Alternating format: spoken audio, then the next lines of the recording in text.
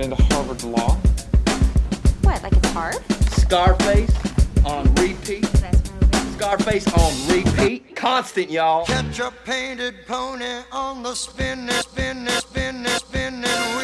ride. Some people are saying that your new music sounds a lot like Bob Dylan. Well, maybe Bob Dylan sounds a lot like me. She doesn't even go here. They knew, and they let it happen. Oh, and in case I don't see you. Good afternoon, good evening, and good night. Welcome to Outside the Frame on Radio Western 94.9. My name is Mike. Elijah just stepped out momentarily, but he'll be back.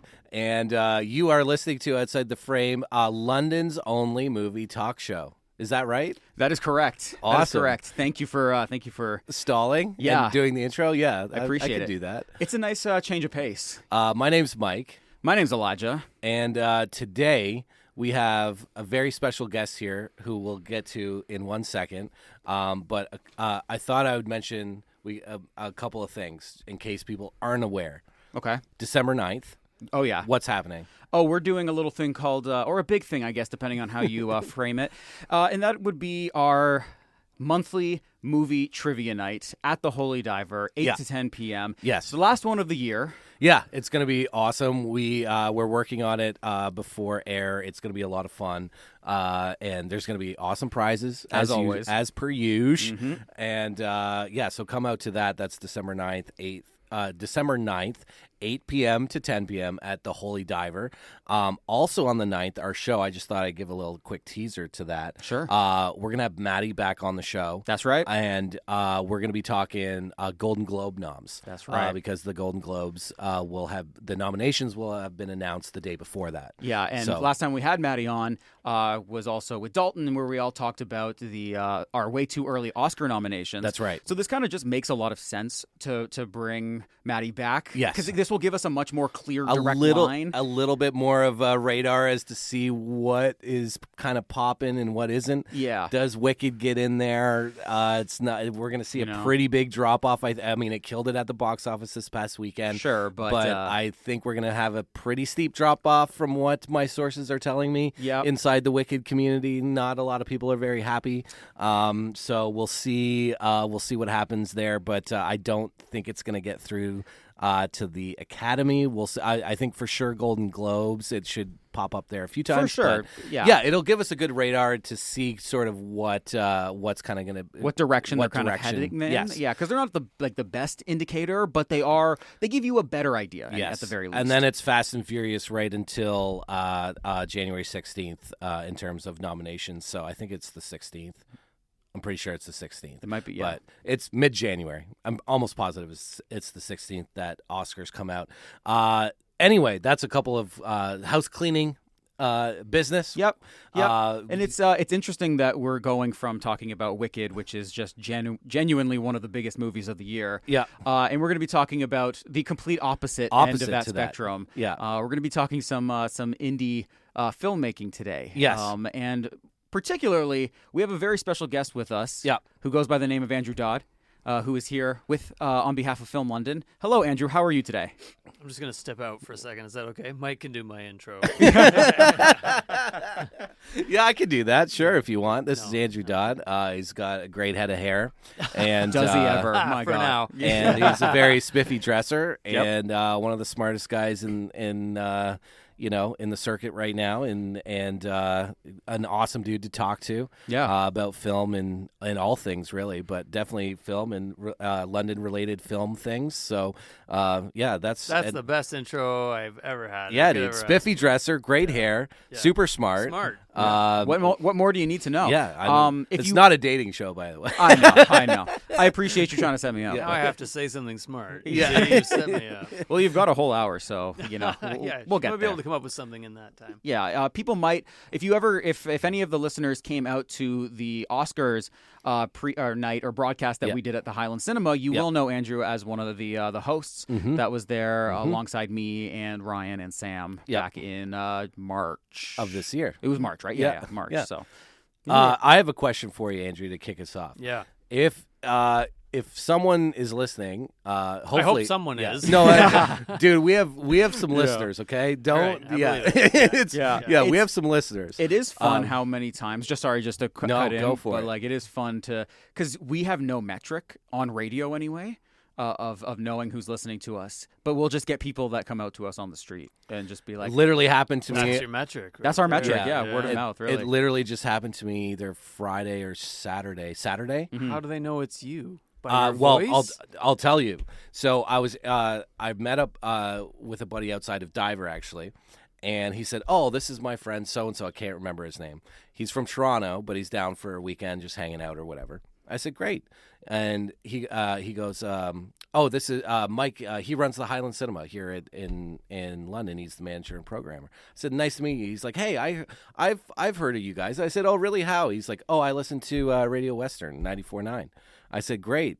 And he said, "Yeah, Outside the Frame." And I was like, "Yeah, I'm on that." And he's like, "Yeah, I know." And then there you go. Okay. Right. So you're not that's how it's not like that people happened. pointing to you on the street, being like, "I know that voice." No, that's not what it is. No. I've had that happen once, and I think it was Yeah. because I was in Hyland Cinema, and Right. someone heard me talking, and they were like, Hey, "Hey, you're that guy," and I was like, "Yeah, I guess so. I guess am. so." But You also do a lot of the ads and stuff too. So people, if they just tune in like randomly, who's that they'll. ad guy. They're Yeah. well, you're one of a bunch, but definitely predominantly, yeah. There's a lot of Elijah. My question for you is: if someone just tuned in, has no idea who Andrew is, what Film London is, can you just give us a quick kind of what Film London does and what you kind of represent? Once upon a time. No. Yeah, for sure. So I usually start by saying Film London is London's, quote, official film office. And everyone goes, great, what does that mean? What do I have? We have one? And it's like, yeah, we have a music office too. Did you know that? Like, Yeah, wow, it's wow. true. Yeah, We do. Yep. Yeah, we do. We've had one for like a long time. So, you know, I wear many hats, but I'm employed by a company called the London Economic Development Corporation, which is an arm's length corporation from the City of London. So the City of London has essentially hired LEDC to spearhead and to, you know, start up economic development initiatives throughout the city, mostly industry attractions. So Right. if a big company were to come and buy up some city lands, you know, chances are LEDC is involved in that deal, in that negotiation.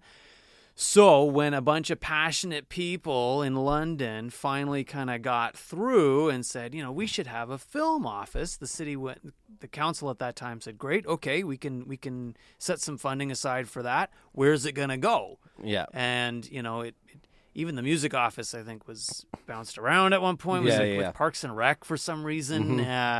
And so anyway, music landed at tourism. Film landed at LEDC because of our contacts and our experience at sort of marketing the city. So right off the bat, my job was like a salesperson, really, for London to productions, you know, outside of the city, Toronto, beyond, saying, hey, have you ever considered coming and filming your production in London? On top of that, I've, you know, also made it my mission to make sure that we're supporting local filmmakers as well. Yeah, for sure.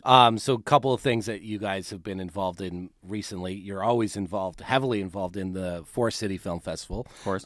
So that's you've been involved there. Also quite involved in at the Hyland, whether it's sponsoring shows. You've done many film prints with us and sponsoring different events. So people may have seen your name, like Film London's name, pop up on the Hyland stuff. And then, as you said, there's a lot of it's sort of like connecting dots, I guess would be a good way of kind of putting it, where if there's like a, you know, production that's happening in London, you might be able to connect them to a location or a crew or whatever. So outside of the big stuff, because I know you're bringing in, you know, bigger productions and stuff, which is awesome. You also are doing some great work in the independent scene, which is what we're going to get to momentarily. But I just thought like that. I think that's really cool that you're involved in that and doing workshops and stuff too. Like you do like script writing workshops, right? And that's right. And tons of stuff like that. Yeah, so. no, and I appreciate you saying that. What I like to tell people is that a win, quote, a win can look like several different things. That's right. So sometimes getting a show that's like a Netflix show, like Fubar, and it brings Carrie-Anne Moss and Arnold Schwarzenegger to the city. They're here for a few days. They shoot. That's a win in that, it's a high-profile show. It kind of gets London on the map. They go back to wherever they're from, and they start talking about the experience they had in London. That's a win. But, did they hire a lot of local crew? Not really. They stayed in our hotels. They gave the locations that they were here at, rental fees. They probably used some of our local catering businesses. But a win can also look like a smaller budget, an indie film that wants to film the entire feature here in London. So they're here for like 12 to 15 days, and they're usually the ones that are going to do, all their locations here in London. They're going to hire as many local crew as they can. Maybe there's not a big celebrity name in there. Maybe it doesn't get as high profile around the province, but it hires our local crew. It gives people our experience, and it builds that crew base here, right? So that's just two kind of different examples of what a win can look like. They're both valuable. For sure. Do you you mentioned that when you first started, it was basically you being a salesperson and almost like akin to cold calling, trying to sell London. Has that kind of reversed now? Like, do you now get the people that are reaching out to you and they're saying like, "Oh, we're interested," and then you have to set that up? Yeah, it was. It took probably a year. I've been doing this 4 years now, and it took the first year was probably just talking to producers and kind of wading through the muck to see what stuff was genuine and what stuff wasn't. So if you can get someone on a call, that's always a good thing. But they would tell you probably what you wanted to hear, and I was hearing it over and over again, like, well, make sure that you've got some good locations and make sure you've got crew as much as you can, and these things would be attractive to getting productions to. I said, okay, that's good. And I'm not saying those are wrong. That's true, right? But that isn't enough. And finally, I talked to a producer whose name I won't say. Said, look, he said, I went to Western. He said, you don't need to sell me on London's locations. I know they're great, and I know we could make they're untapped, right? They're not familiar. You haven't seen them in a lot of MOWs already. But movie of the week. Movie of the week. Yeah, thank you. Yeah. Our audience knows that, I'm sure. But he said, what's the cost? He said, we got to bring our keys, because we're just going to bring our keys. We're going to work with the people that we know and the heads of the departments. But he said, I'd love to come there, but it's going to cost me, $100,000 or more just to pick up those people and move them down the highway. Even if it's 90 minutes down the highway, there's costs there that we don't normally budget for, and we don't want to budget for them. And people don't want to sleep in a hotel when they can work in their own city and sleep in their own bed. So he said, you got to find the incentives beyond that to kind of just even it out, like level the playing field. We can stay in Hamilton. Yeah, we're going to use locations that we've used before, but we know how they work. We know that they do work, and our crew's in Hamilton. And it's going to save money. It's going to save money. Yeah. So why would we come to London? I thought, thank you, finally, for being honest, because now I can identify what some of the real barriers are, and how can we start to break that down. Wow, yeah. And so like the rest of you said that was like the first year. So the rest of the 3 years are breaking those barriers down, or have been finding out how to break those barriers down. And clearly achieving it, because we are getting some really, like you said, some high budget names and some high budget productions that are coming to London. So now moving on to what I think we are all here for today. The main purpose of what we are all here for today is something that is something so much fun. Yeah, it is so great. Exciting. I was happy that we got to talk about it, because it actually hasn't been officially announced yet. This would technically, I think, be the first time. So an exclusive, if you will. Exclusive. But it'll be a collaboration. What are you talking about? It's a collaboration between Film London and Hyland Cinema, and it's called the London Indie Film Initiative. So to people listening who don't know, can you explain to them what this looks like, what it is, what it looks like? Maybe both of your inputs would be great, since you're both so heavily involved in this. Yeah. I mean, so as we kind of were talking about before, like Andrew and Film London's been involved in a bunch of different Hyland events, and we actually Outside the Frame, and Andrew and Film London co-hosted the Oscar event, as you mentioned. So you've been in and around our little neck of the woods over at the Hyland for a bit, and over the course of, I don't know, probably a year and a half or so, we've kind of been talking, Andrew and I, and, he's always interested in the independent stuff, what's coming through, what's being shot in London, what's being produced in London. So, and we've, as the Hyland, have seen a growth in independent films coming through our doors, meaning premieres or London premieres. It could be world premieres. We've done all of those things. And that is a sign of filmmakers being based in London and actually making movies in and around London, and then picking, which we're very glad, and I'm very glad with, picking the Hyland as their destination. Like we've had, the last couple of years, we've had filmmakers say, we're not even going to go to any film festivals. We want to premiere at at the Hyland. So, tell us, and I always, when's your movie going to be done? Let's set it up, right? And that's happened multiple times, and we've just seen a pretty steady growth, I would say, between 2023 and 2025, as we, it's going from, it was going like 1 or 2 post-COVID, and now I think in 2025 we did like 5 or 6, 5 for sure that I can think of. So, and that is like purely sort of in and around London-based filmmakers, like premiering or showing films. So that's pretty cool. And, we just thought, with the, then there was the economic side of things where we see the rise in minimum wage, right? Everyone's prices has to go up. How that works, it takes more money to make a movie, and it's harder to get, more bang for your buck now. So with, when we were talking, like all of a sudden I was like, hey, our rental prices are going to go up, right? And I'm worried that we're going to price out some of the films and independent filmmakers that, because we can't do it for nothing either, because we're we are a for-profit business. We're not a non-for-profit, right? The Hyland is a for-profit business. Yeah. My job is to get butts in seats. Yeah. I say that a lot. If I don't get butts in seats, we're not having this conversation. And so that's what my job is. So I don't want to price or have our prices go in a way where they're gonna look somewhere else in London, or even go outside of London and start looking at other options.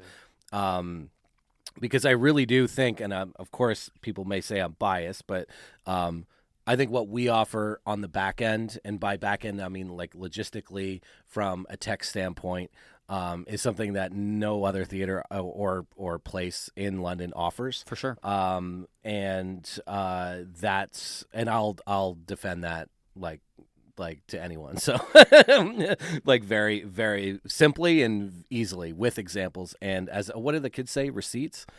Yep. Yeah. Yep. So, you got it. So that I think is something that is really important, to the filmmaker, is like, what you can't just bring in a DVD or a single file of your movie and be like, play our movie. Like it's there's a lot that goes into doing an independent premiere, because they're not a studio. They don't have. And they're not like a big filmmaker or a big place that has hundreds of thousands of dollars that they can just throw at problems. They have to create. They have to solve their problems, right? So hopefully, why we're here, and now I'll let Andrew talk a little bit. But the idea is that Hyland and Film London are coming together to offer an independent film initiative, meaning that you are going to, if you've finished a feature film, and if it's London-based, you will be able to go on the Film London website, filmlondon.ca, I believe is the website. There will be a form there, and you can fill out that form. And that form is going to be looked at by the Hyland and Andrew and Film London. And we're going to choose some projects that submit to us to premiere or to show at the Hyland, and your cost is going to be subsidized by 50% by Film London. So it is going to hopefully make things actually more affordable than they've actually even been in the past, which is awesome. And it's a great, I think, partnership between Hyland and Film London and the filmmakers themselves to help subsidize their overhead costs, get them in the door in a theater that cares about their experience in terms of what their film looks and sounds like, and all the bells and whistles that go into making something like their night a special night, right? So that's, I guess, the Cole's Notes version of what we're trying to do.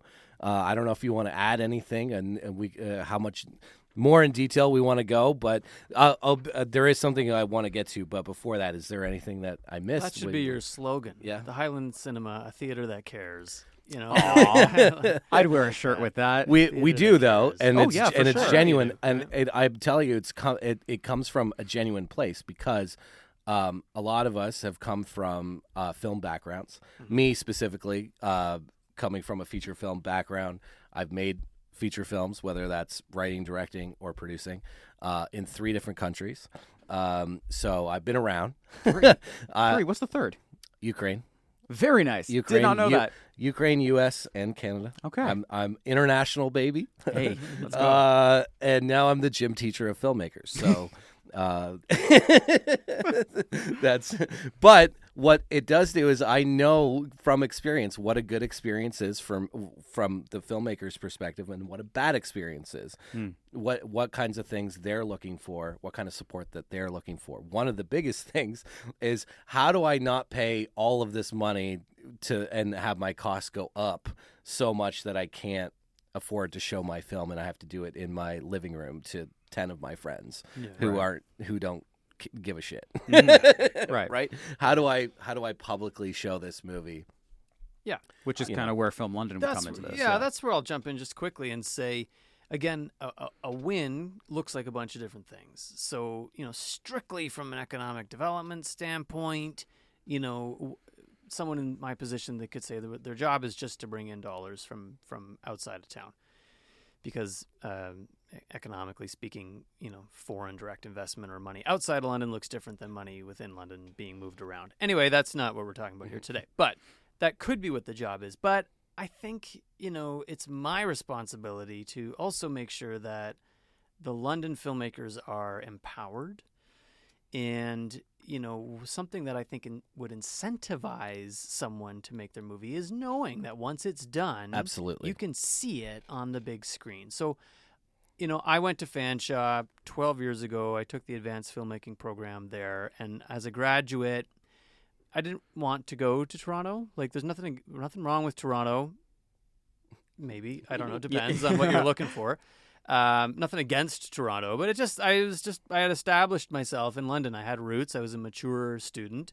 And I just thought, Toronto's not for me. How do I live in London and continue to appreciate and work in film while being in London? So whenever I'm wondering what the strategic plan for my job is, I always go back to that as my root, as my blueprint. And I think, what did I need as an emerging filmmaker to get me motivated, to get me incentivized, to get my creative juices flowing? And that mindset has inspired me to come up with a few, like screenwriting. That's why I do screenwriting workshops, because I'm like, coming up with an idea is free. Yeah, right. That's something anyone can do as long as you've got a laptop or a typewriter. You can write down your ideas and come up with a decent script if you know what you're doing. So and then a premiere, I thought that's one of them. Everybody wants to showcase what they've done and get that feedback from people and have the experience. Absolutely. Yeah. It's also really special. Like I can remember every time I film any film that I've ever done is shown publicly, I know exactly when that was and which film they were, right? Yeah. And it's like, it's a very special experience, and to be able to see that it really is the culmination of everything that team and filmmaker or filmmakers have been working towards. That's the, you know what I mean? Like, and unfortunately, and I hate to break hearts, but at the same time, I'm like, yeah, unfortunately, you guys aren't even close to being done yet. Like, so then there's other conversations past that of like the film is never, like, it will never leave you. It will always, like, be something you're working on. I don't mean, like, remaking the movie or recutting the film, but, like, it keeps going. For sure. And once you've finished your film, that's not the end of the journey. I mean, because this is the next step, right? Yep. As Andrew was talking, okay, that's the next, okay, you have this very special night. That's great. Okay, but then do you want distribution? What does that look like? All your deliverables. Well, a lot of times independent filmmakers either don't know or don't have the deliverables that they need. So you actually have to then go back in and start doing your deliverables. Okay, that's great. Maybe you get a deal, right? Maybe you do all that stuff. Okay, great. Oh, and we're done. Yeah, but you signed a 5-year deal. So in 5 years, all of a sudden the rights are going to come up, at wherever, whether it's a company or a streaming service, whatever. Maybe you just did a 5-year thing. Now you have to deal with that all over again. Or maybe they want approval on maybe you've signed a deal where you get approval over things. So now they make art and they make the little caption thing, and they do. Oh, by the way, you don't have captions. Well, are they going to pay for it? Or are you going to pay for it? Are you going to get it done? It never ends. Right. Right. But what it sounds like anyway is that that is a huge process, especially because you have to think about distribution, how you're going to get more eyes on this movie and this project that you've worked so hard, you and your team and crew have worked so hard on. But this almost seems like it would help with that kind of 100%. Stuff, because it shows, okay, this is how many seats we sold at the Hyland when we were able to take part in this initiative. So with those metrics, it might actually be able to help them with the further problems that they might run into. Correct me if I'm wrong. Yeah, you're right, and we're also gonna offer 2 different ways you can screen it as well, which is you can do it as a public screening. So as in sell tickets and get people out and put butts in seats, and we advertise and you advertise and we do all this great stuff. Awesome. But sometimes people don't want to do that because it ruins, if depending on the filmmaker, depending on the film, they might want to do, maybe they're focused on film festivals. So technically that's a world premiere. Technically that's a Canadian premiere and a London premiere. So you're all 3 wrapped up into that one thing. And a lot of smaller films don't get accepted unless they're offering accepted to film festivals unless they're offering a world premiere or at least a Canadian premiere or whatever. So that means no one's paid publicly to see this movie before. So as soon as you show it anywhere public and sell tickets, a lot of festivals will not accept it. That's right. So we're going to offer a cast crew screening. Oh, okay. Essentially. So what that means is that it's not public. Like no one will know that it's happening, and it's essentially a cast crew screening. You get to get to see the movie on the big screen. It doesn't ruin your chances of getting into film festivals because it's not a public. It's not for the public, and it's a private screening. And so that's another way. And again, that a lot of filmmakers can be scared, and why I bring the delineation up between the two is a lot of especially independent filmmakers who don't have a lot of money, are scared of doing those things because the private screening, you also don't get any kickback for that. You're paying for the space, and you're not bringing in any money to yourself as the filmmaker. With that being said, is there a pricing difference? No. Okay. So you're gonna be able to save money, and still have that experience of in it. Because the other thing too is time. Like if you're finished the movie, but it just depends on when during the year you finish the film.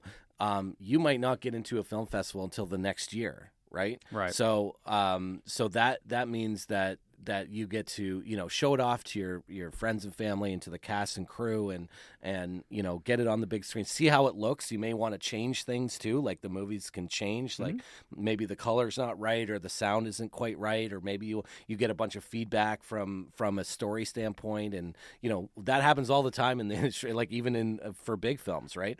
So that's a lot of, but as I was saying, a lot of independent filmmakers don't have the money to throw into something like that and not see anything back, right? So then they're conflicted. Well, do I try and get into a film festival and that's showing next year? My film's just going to essentially sit on the shelf for a year.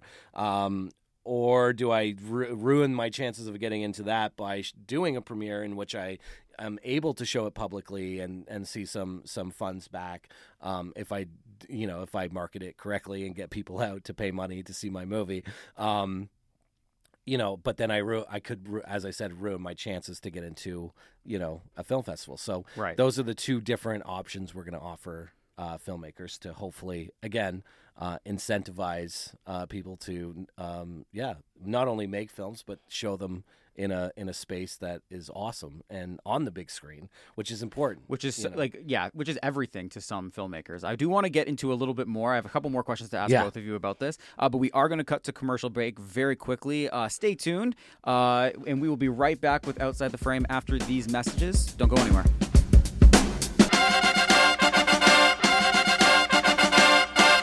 94.9 Radio Western. We are back with Outside the Frame, London's only movie talk show. We are here with Andrew Dodd of Film London, and of course Mike, as always, talking about the London Indie Film Initiative.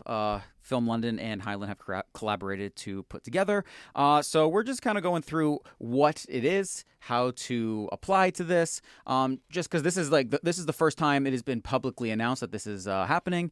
And so before I get into my questions, I do, of course, want to read, we did get a text message nice. during the break that said that people are listening. Hyland Cinema. Hyland is the only theater in town I'll ever go to.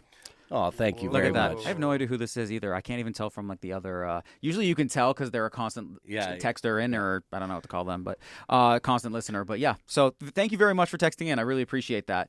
One question that I did want to ask in particular is people have to go. They'll go online. They'll apply. Mm-hmm. How do they get selected? Is there a committee that it has to go through? Is there a criteria that they have to meet? Obviously, I know you've mentioned already that the film has to be completed, but mm-hmm. what about goes into selecting which projects actually get put on the big screen? Well, I mean, at any point you can just come to the Hyland and have a normal rental if you'd like. In this particular case, we do have to have some things that we are going to go through that Andrew will talk about here in a second. But so it's not like we're stopping renting to independent or filmmakers. We're only doing this. Right. This is an added thing that is cool. But there are a couple of parameters. Yeah. Well, since Film London is a company that ultimately is sponsored by the tax base, we want to make sure that we're prioritizing London filmmakers. So Mike and I scratched our heads over this and thought, what's fair and who should be eligible. So ultimately, I don't have them in front of me, but on the website, when this launches, it's not open yet. There's when you fill out the form, there's a couple of questions about, there's certain criteria that they have to have met. So it was, I think it's 75% of the shooting locations have to be London locations, or 75% of your crew have to have lived in London at the time that it was being filmed, something to that effect. Just again, because the whole initiative, the whole point of it is to celebrate London film. Right. So from our office, that was really the only sort of criteria, and they will have to sort of list the locations that they worked on, and if they can, any names of people, just so that we can kind of fact check it and verify it a little bit. And then from the actual facility standpoint, I'll let Mike speak to this, but it's really kind of like availability. Right. It's going to come down to that. If you're looking to show your movie on Christmas Day or something, I don't know. The theater may not be available. Right. Sorry, I was just looking through the form, just to make sure that, and yes, all those things you said were correct. So the scheduling is a big thing, of course. As Andrew said. Also, we're looking at feature films. Yeah. So not short films. Not short films. So that is over 70 minutes. Mm-hmm. So you gotta be over 70. Now, we did say that it's 70 plus minutes of content. Correct. Film. So if you have strung several short films together into And- what could be a feature. Yeah, Correct. At that point, that's it's like fine. an Anthology. Yeah, movie. like So- Creepshow could be shown. Correct. And has So been. we actually, yeah, that's right, and we actually did in October have an anthology film that was shot in London, a show at the Hyland. So yes, but we're not looking for like if you have a film and you did it and You can't rent it for 15 minutes. No, you can't. We're not doing 15-minute. No, this is feature. So as Andrew said, if you have an anthology of films that you want to show, great. But we're looking for 70 minutes or more in terms of the film itself as one contained thing. Content. Yeah. Right. So feature film, you got the London either location or crew. You got the time of like sort of where like when it would work. Those are like the big things. In terms of, because I know there's probably one or two people that would listen to this and think, well, quality, is that come into play? Not really. In terms of like if it's content, the content quality, we don't. the Right, content of the film, we just it's pretty cut and dry. Just like no, we porn want to and- celebrate. Yeah. Like It's not going to be hate yeah. speech or Yeah. pornography. Yeah, right. It won't be tolerated. but- Yeah. So pretty much like I mean, if you're doing a horror film, great. If you're doing a rom-com, great. If it's a drama, great. Like if it's a movie, then that That can be legally shown. Yes. Asterisks. Yes. Yeah. then you're eligible. You're eligible. Yeah. So, in terms of actually picking, I mean, that's something that it's interesting you asked that question because Andrew and I talked about this early on too, and I like that would in order to pick. This is what I brought up. Okay, in order to pick, that would mean that there would have to be more than 6 films that were shot and produced in London in the independent space that were able to be released in 2026. That's an insane amount. Right. So, Right. But, maybe Essentially- down the line, right? right, but we're not talking down the line. We're Fair. talking 2026 Okay. right now, right? Yeah. So if This you're is looking kind of a pilot. this is a pilot, right? Yeah. So that's what it like essentially what it's a subtextually what I'm saying is apply and then Yeah. it's We'll talk. Yeah, we'll yeah, talk. we'll Yeah, talk. yeah. Because Yeah, here's you'll the get a thing, call. like there's like I said, in order to have like I mean, we're not London isn't Toronto. London isn't that's not the space we're in. I know of a few different films that are either going to be ready or are ready to be shown in a public space in 2026 that were produced or made in London. So. I mean, but I don't know 10 of them. Right. Right. And I'm not saying I personally know every film that's shot in London. But again, like, it's not like we have 30 movies to choose from because we have 30 independent. I mean, making a movie is hard. Also, like I said, this is at the stage. We're not in the production stage. We're not in the pre-production stage. Essentially, these films, unless you're going to camera in like January, February, these films would have probably have been shot in 2024 or 2025 to be ready in 2026, right? Right. Yeah. Now, I'm not saying that like it's impossible. You can get a movie done inside of 12 months, but good luck. Yeah. Peace and love. It's possible. But like I said, the subtext here is apply if you're a person that has that movie. And to your question, Apply. Elijah, I think it's like there isn't really a committee because we want everybody. Like if you, Right. if Correct. you check, if Yes. the parameters are very small. Yeah. Or no, they're very wide. They're very wide. They're very wide. The, so we're not the gonna amount be, of boxes are small. the amount of that's what I was Yeah, trying to yeah. say. Yeah. So it's basically like come one, come all, and if Yeah. you can find a date that works and your movie meets all the outlined criteria, you're in. You're in. Yeah. Yeah. Wow. It must be approved by Film London and Hyland. Of course. But those are the approval process is those things. Now, if by some insane miracle we get 10 submissions, films ready to be shown in 2026, we'll have a different conversation, right? Mhm. But that would be crazy. Right, but because your goal right now is just to get as many people to submit as possible. You know, exactly. which you've already outlined is quite hard to do. If we have 5 or 6, I would be like, wow, that's crazy because that, like I said, we're not looking. This isn't like, oh, we're gonna set this date for 2027 or 2028. We're looking for 2026. Premieres or screenings, right? So that again, we're in a window or in a space that isn't like, crowded, we'll say. Right. If we think that there's so many applicants that we have to start choosing between them. Yeah. Like we can either show A or we can show B. Yeah. If that were to come, then we might have a conversation about a committee and certain boxes you have to check. But for a pilot, we're not there yet. For 2026, we want to launch. The biggest thing was having this thing ready to go on filmlondon.ca so that it exists for 2026. I thought I knew enough of, I would say, a couple of, like I mentioned before, a couple of productions that I thought would think to be ready for 2026. So I thought, okay, there's at least 2 or 3, maybe 4 that could be ready to go, and that would be a success, right? Right. So this isn't, and we're gonna see how 2026 goes, and that's the big thing. Speaking of it being ready to go, we are having a public announcement event. Maybe Andrew can talk a little bit more about that, but it's next week. So that's next week. Yeah. Let's talk about it. Wow, my God. Yeah. So Film London hosts 1 or 2 mixers every single year. They just started off as sort of connection pieces. We heard the ecosystem was a bit fractured, so it was like, let's bring everybody together. Who doesn't know everybody?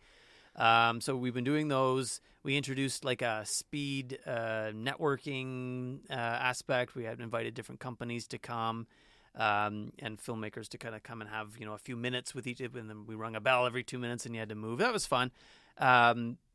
We've got one coming up just over a week from now, Thursday, December the 4th. It's going to be at Innovation Works, 6 p.m. to 10 p.m. You have to register. So I know I'm announcing it like, just come on down. Come on down, but just make sure you register. Yeah, help us out a little bit. Yeah, there is a link, and we'll get to where to find it. But anyway, there's going to be, this one's a holiday mixer, and there's going to be a series of events or announcements that we're going to be making. One of which is going to be this initiative.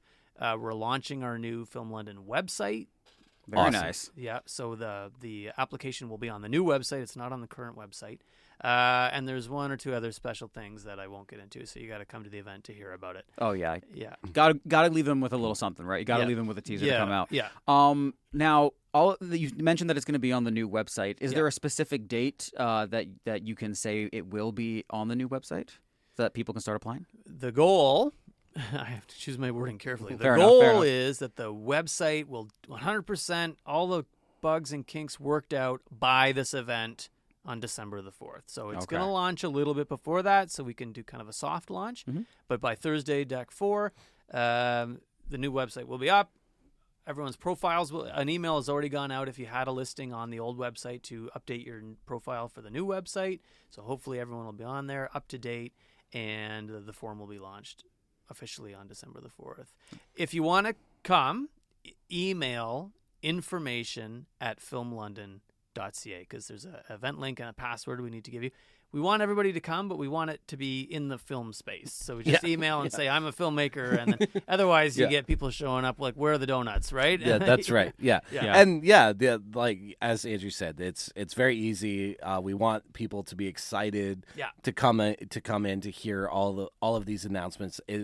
As Andrew said, it is an industry mixer as well. Yeah. So information at filmlondon.ca to register to come out for that. So there is not a cover. Is that correct? There's no cover, no nothing. Cover. But you have to register. Tied to the industry. Yes, and you have to register. Yeah. That's important. Yeah, some very exciting stuff happening. So, yeah, it's guys, awesome. That's awesome. That's December 4th. Yes, Innovation Works, 6 p.m. start time. Mm-hmm. You can show up a little fashionably late. You want to get there about 6:30, right? Till 10 p.m. So till 10 p.m. Mm-hmm. 6 to and 10 then p.m. we kick you out. And at 10 you it's don't a have hard to go home. Yeah. But then you can go over to Holy Diver. It's right over there. Or exactly. Any of the fine establishments that are happening. The big after party. But this event is 6 p.m. to 10 p.m. December 4th, 6 p.m. to 10 p.m. Yes. 4 hours. And we'll mark the official launch of the London Indie Film Initiative. Correct. And the website. And an industry mixer. and some other awesome some other fun announcements. stuff. And the website they can go to if they have any other questions or they need to find any other information, they could probably go to the website as well. I would assume there's a landing page there as well for the initiative. Yep, there's actually just by going on to filmlondon.ca, there's a contact form at the foot of every page on that website, and they all lead to information at filmlondon.ca. So there you go. All roads lead to home. Very nice. So if you're out there and you've got you've either got your finished completed project or you're just about to, this is what you got to do. Now you know where to go. December 4th. It's going to be fun. Yeah, and, this is a great initiative. And we're super pumped about this and what this could mean for independent filmmakers here in London. And I love working with these guys. The guys, Mike and Moira at the Hyland, and the rest of the staff. I think we're all on the same page. It's always felt collaborative. Yeah. They've always listened to my feedback, and I try to listen to theirs. And at the end of the day, I really think our philosophies are aligned, which is really, and they're the only independent. There's that word again. Independent theater in London. So they're it's all really right. easy to support them. They're all right. Well, the thing that I had to say Mike because he's sitting right Of course. Yeah. When he's gone later, we can talk the about thing that. that's important, I think, to mention, and why I'm so happy that this is happening, and why that feeling is reciprocated, I think, at least for me, is Andrew's a guy of action. There's people that talk a lot, especially in London. Andrew's a guy that makes shit happen. And that is close to me because I am the same kind of type of person. If there's a good idea, and it makes sense, like, let's do it. We don't need to beat around the bush and hum and haw about it for 5 years about this, that, and the other thing. It was that, hey, we kicked this around. There was a few other things happening, and it kind of got shelved for a little bit of time, and then we were just like, you know what, let's just do it. We met in the summer, and it was like, now's the time. Now's the time. Let's go. And that's the thing. In order to get to this place, it wasn't like we sat down last week and we're like, hey, we should do this thing. Right. Like, this was multiple meetings. This was Andrew doing a lot of legwork, with the form, and he's working on the website as a whole anyway, which is a whole other thing that he had to deal with. But like I said, this has been 5-6 months, and then even before that, it's something we had kicked around for a little while. So, but anyway, my point is, do it properly, but do it. But do it. Yeah. But it was that's one of the things that I appreciate, and why I love working with Andrew is because it's like, hey, let's do, like, if we're gonna do it, like, let's do it, and let's put it into action now. That's the kind of person I am. like I just like, hey, if we're gonna do a thing, let's just do the thing. You want to do trivia? Hey, let's do trivia, and we're going. Yeah. Or the film initiative thing, like that's how I operate as well. So that's one thing I really appreciate and love working with Andrew, because I know if I sit down with Andrew, he's also one of the busiest people I've ever met. So makes sense. So I know if I lock him down for a coffee meeting, I better be bringing some heat, because if I don't, I don't want to waste this guy's time. You know what I mean? Those are productive meetings. Yeah. No, we walk out of there with a plan. Yeah. At least Absolutely. a semblance of okay, here's what we need to get to, or here's where we got to go, right? Yeah. And so that's something I really appreciate, and one of the reasons why I love working with Andrew. Is beginning of a beautiful friendship. Yeah. Yeah. I mean, I just love seeing collaborations between, establishments that work well together, and that, I don't know, at least maybe I've just, because I've been working at Radio Western for so long, and we're also we're a community radio station, so we help build up the community. We're here for the community, so it's good to see other establishments that are so involved and interested in helping London and Londoners and people with this film passion kind of collaborate and get it all together. And I think you're trying to wrap up, and I'm gonna let you do that. Oh, we got a few minutes. We've got some time. Well, I We've got thought about we 10 got other topics to Yeah. get to. But anyway, No. But what I want to say to that is, because it's a great point, and helping each other. So I've been on, Mike's heard this, and I've been on this kick lately, but to all Londoners listening, if I have any words of wisdom to give all of us, myself included, is, be open to collaboration. Mm-hmm. We all have ideas. We all have some great ideas. We all have some less than great ideas as well. So all of mine are good. Some of them should. Some of them should be pursued. Yeah. But we can also get lost down our own vortex of, this is my idea, and it should be this. It's mine. It's mine, and I want to. And it's like, there's collaboration. So it's like all things in life, it's a balance. And don't forget the other people in town that are also passionate or maybe doing something similar. Maybe people have tried to do what you're doing. I think that's the other thing is that we all think no one's done this before, right? Like, I'm going to come in and I'm going to be the one to fix it, and I'm going to be the one to clean this up and stake my flag in the ground. And it's like lots of people have tried this before. Other people are thinking of these things too. No man is an island, so reach out to fellow organizations and see how you can support each other. It's going to take some give and take. You're going to make some sacrifices, but ultimately we'll all be stronger if we can learn how to work together. Especially in a creative scene, I just find that like collaboration often leads to some of the best, whether it is like some of the best films.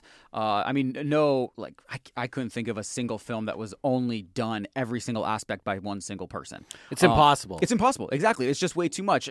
Music is a different thing, I suppose, but like even then, any of the best pieces of music that I can think of are from a collaborative. But it's one of the, if not the reason why film is the greatest art form, because it's every art form in one, right? So any kind of art form that you can think of that's ever been invented by humans, right, is in film. That's why it's the greatest. It invented some new ones, like editing. Right? Orson Welles always said editing was an art form that spawned from cinema. Yes. Yeah. 100%. So anything that it is, and so why it's so complicated is because you have these two forces that are competing against each other, which is it's so collaborative because it has to be by nature. It has to be because it's impossible to do a film by yourself. At the same time, the films that suffer, whether it's big or small, suffer mainly because there's too many cooks in the kitchen. It's actually too collaborative, right? So what do? I came up with this term. I think I'm the first person to use it. I don't know. Right after Andrew just said, everyone has these ideas. They always think they're the first person. I don't know. I could be. This, I have to trademark it. It's called empathetic fascism. Okay. So wow. Can't wait to I'm see Googling it. I'm Googling it right now. Yeah. I don't know if anyone said those two words together, but that's how I feel about filmmaking. Okay. Explain this newly made term. It has to be a single vision. But that single vision has to take into account other people and be empathetic to other people and be open to other people. Any good filmmaker, any good director will tell you, like, this person brought this and this person brought that and that person, and it wasn't just me, right? Even the most narcissistic filmmaker will tell, if you look at Tarantino will literally say his movies aren't his movies without his editor. That's right. And Scorsese would say the same thing. Quentin's the most narcissistic human being that's probably ever existed when it comes to film, right? And his films specifically. And he still says, I can't do it without this other person, that's right? So it's like this, but his films are such a singular vision, right? And it's like, how do you marry those two things, right? Because, like I said, like, it's nice. Everything is nice and awesome if you say, and I'm talking in the film space specifically, not outside of that. In a film space specifically, well, I'm here to take everyone's ideas, and I'm here, and I'm going to be open to everyone's ideas, and everyone's making this film. Well, that's not only impossible to happen, but it's also not true because if you're the filmmaker, it's your idea. So that's a weird, like kind of passive aggressive way to get people to work on and care about your stuff, right? Because the person that is coming on set for 2 weeks is not thinking about your movie before those 2 weeks and will not think about your movie after those 2 weeks, right? So or the 3 weeks or whatever, right? So, and it's the same in post-production. It's the same on all of those spaces. So to say all those things, that's really, so essentially what you're saying is give me your opinion on a thing that I'm going to work on for the next 5 years, and I'm going to make wild decisions based on what you're going to say. And then actually you don't really care about the thing because you're never going to think about it again. And now I have to live with that thing. Right. Right. And this is something that a lot of young filmmakers come to the realization of, because whether it's a small film or like a short film or a feature is like, yeah, I listened to too many people, right? Or I interpret it also as I didn't communicate the thing that I wanted in the right way, right? Which is a huge thing, right? And that's where a lot of problems stem from. Small or large production, being able to communicate that thing properly. I want this table to be blue, and it can only be blue, right? Are you being clear with the way that you're communicating the things that need to get done? Because here's the thing. You can sit around and say, hey, there's 5 people here. What color do you want this table? You could talk about that for 5 hours. I mean, that's not productive. You're not making a movie, right? It's blue. That's my vision. It's blue. How can we make that happen? How can we, the 5 of us, make this table blue so it helps the movie? That, right? It's a singular vision, but you're empathetic to other people's ideas and contributions to the film, right? Because it's weird. It's not a democracy. A film set and making a movie is not a democracy. Not a democracy. It cannot happen if it's a dictatorship either. It's impossible. Right. It's impossible if because none of those people will work for that person, because that person will be a huge butt, right? B-U-T-T, a butthole, right? So no one wants to work for that. I appreciate you censoring right? yourself on there. Right? So it's like, how do you make those... Spelling it for us. How do you make those things happen together, right? That's why it's such a difficult art form, not only because it's so complicated, you're taking all our art forms and putting into one, but also this idea of collaboration inside of film. Compromise. And also still it being like a singular vision of a person, right? Or 2 people sometimes, but really it's usually just a single person. Yeah. It's insanely hard. Anyone who's ever tried it is like, this is the hardest thing that's ever happened. Like, yes, you know. It is true. But that's why these types of initiatives and these types of organizations are here to help kind of, 100%. It's a hard thing, but this gives you at least one step that makes it just a little bit. Just a tiny bit easier. A little bit easier. And a little bit more fun and a little bit more, hey, I don't, if I get into this thing, maybe we can, it might spawn something, or it might, we were talking about Clerks before air, and, Clerks was totally independently made, financed and made, and went to a film festival without any studio interference or additional What was the budget funds. on Clerks? $27,000 in credit card money. Wow. Yeah. In 91, 91, 92. Okay. Now we're going down a path that we got to be careful Yeah. with, because I get a lot of first-time filmmakers approaching me, asking for advice or whatever, and they all point to Clerks or Halloween or these really low-budget El Mariachi or El Mariachi is probably the lowest of them all. Yes, of them all that people have heard of. And it's like, even those ones, you still have to do it right. Like, you still have to have a good story and good performances. And relative to the thing that you're doing. doing. You don't need to break the bank. Yes. But you still got to be smart with it. You have to be smart with it. The sacrifice that goes into what that is crazy. And that's, a lot of people want the thing without going through Dark Star. the absolute gauntlet Yeah. of insanity that it is. You brought up El Mariachi. Do you guys know how Robert Rodriguez got that $7,000? Even to start making that movie? No, I do not. It was drug testing. He went to a drug testing place for certain periods of time.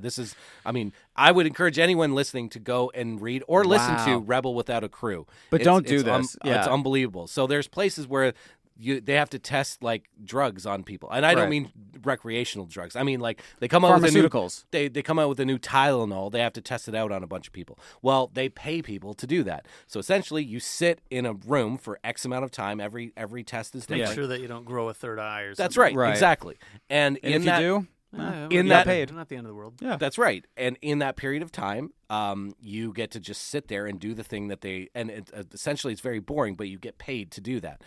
Now, this is what Rodriguez did, and what that did give him was time to write his script. So he collected all this money, famously $7,000. That was the production budget, very specifically. That was the production budget.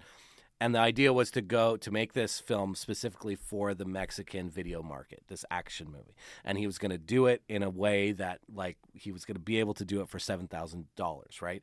And that's how he got the movie. Just to get that money is sacrifice. You're sacrificing time, your body, your mind, just to get, and then you haven't even started making the movie yet. And then the process of making the movie, it's incredible. Everyone should go and read Rebel Without a Crew. It's one of the best books written on independent filmmaking. You can also find it on Spotify too. Not that this is an ad for Rodriguez, but he reads it. Can we get him to cut a check? Yeah, that'd be nice. But he Even reads get him it, on the and it's show. awesome. He adds all this extra stuff that isn't in the original book. It's awesome. So, anyways, I wanted to mention that the sacrifice that has to go into something like that, even something like Clerks, where Kevin Smith drops out of school, he lies to the credit card companies in order to get the balance up that he needed to, and in multiple different credit cards. How he did that was he worked at the place, right, at the convenience store. But he worked there so much that he manned the phones. So when, this is back in the day, but you had to mail in and apply to a credit card company, and they would call to verify your information. Well, guess who was working at the desk? Right. Yeah, Kevin's a great owner. Yeah, he's an amazing owner of this convenience store, right? So that's how he got his balance up, by being a 22 or 23-year-old kid. Right. And then he collects all these, 4 or 5 different credit cards, and maxes them all out, gets 27 grand, and makes Clerks. What was his background in film? Did he take... He went to the Vancouver film school. Okay, so he had some education. He knew but he some only went there people. for a year, and he went there with Scott. That's the producer. Scott ended up finishing, and Scott Mosier ended up finishing the film school. Kevin did not. He said, I'm out after, I think it was a year or 8 months or something. He's like, I have to go make my movie. So he came back to New Jersey, wrote the script, started working on the movie. Scott finishes up school. They come back together. They start making Clerks and shoot Clerks. Okay. And the only reason why they made Clerks is because Kevin finished the script first before Scott finished his feature film. They had this pact where whoever finishes the script first, that's the movie they're making. So Scott was like, okay, I'll help you make your movie, and then we'll make art. Well, then things took off with Clerks, and the rest is history. So I do tell people, even Clerks Yes. cost $27,000. Like Yes. it's cheap for movie standards, but it's not. You're not just pulling out Nope. $5,000 and hiring your cousin who films weddings to make a feature film. Like Nope. it's probably not going to happen. You shouldn't. You shouldn't do that. Some of the things coming out on Netflix and other streaming services definitely sometimes feel like that. But but I honestly think that it's great to go for something higher than that, and that's what all these guys did. That's what Sam Raimi did, and Rodriguez and Smith, and they were reaching for something. Even if they didn't totally get there, it was like they were reaching for something that was bigger than just shooting something on your iPhone and having your cousin who shoots wedding videos and be like, yeah, it's a movie. It's like, no, you can go for something bigger. For sure. Yeah. They had a good idea. Yeah. They tried. Yeah. And they put something together. Yeah. Yeah. And that's all there is to it. And then you can show it at the But Hyland. they were reasonable, right? They didn't course. try to make Star Wars or No, Jaws no. or something. They knew what they could do with $27,000, and they had a good script, and so they did it. Yeah. But I think they were aware of their situation and their limitations, and they made the best movie they could with $27,000. The compromises too, like one of the big compromises Kevin made was that he was going to play Randall, I believe. He wrote that for himself. Oh. And during rehearsals, and then he was like, I can't memorize all this stuff. He's like, the movie's going to suffer. It's going to. I use that example all the time to especially directors who think that they should also act. Don't do that. Don't do that. Don't ever do that. It works sometimes. Yeah, but are you? Not everybody's you're Orson going to make Welles, right? Yeah, you're going to make Citizen Kane. If your movie's Citizen Kane and you're Then you Orson can do Welles, go for it, right? Right. But if you were Orson Welles, you'd be Orson Welles, right? It's the Facebook thing, Right. So even Kevin Smith, like we're not talking about him or this conversation if he's Randall in Clerks, but fair. he had the forethought, the foresight to think, you know what, this movie's going to suffer if I do this. I can't memorize all Gave this stuff. something up, yeah. My acting is going to suffer. My directing is going to suffer. So I got to focus on one thing. Well, let me focus on this. I'll get someone else to do it, right? I'll find an actor to do it, right? And then all of a sudden the movie ends up being better. Yeah. And not only that, he then creates or has the Silent Bob part, which is like an iconic becomes a thing of in its own. pop culture, is huge, right? Yeah. So that's not happening. You know what I mean? His whole career doesn't happen. Yeah. Right? I hate to cut this short because I know we could talk about this for hours. We could. All night. But we are running out of time, so I do have to sign off. Yes. So thank you so much to everybody for tuning in. Andrew, thank you so much for coming on the My program pleasure. Yeah. to talk about the London Indie Film Anytime. Initiative. Next Thursday is the launch, so keep an eye out for that. My name is Elijah. I'm Mike. We are Outside the Frame, and we will see you all next week. Thank you so much for tuning in. Take care of yourselves until then.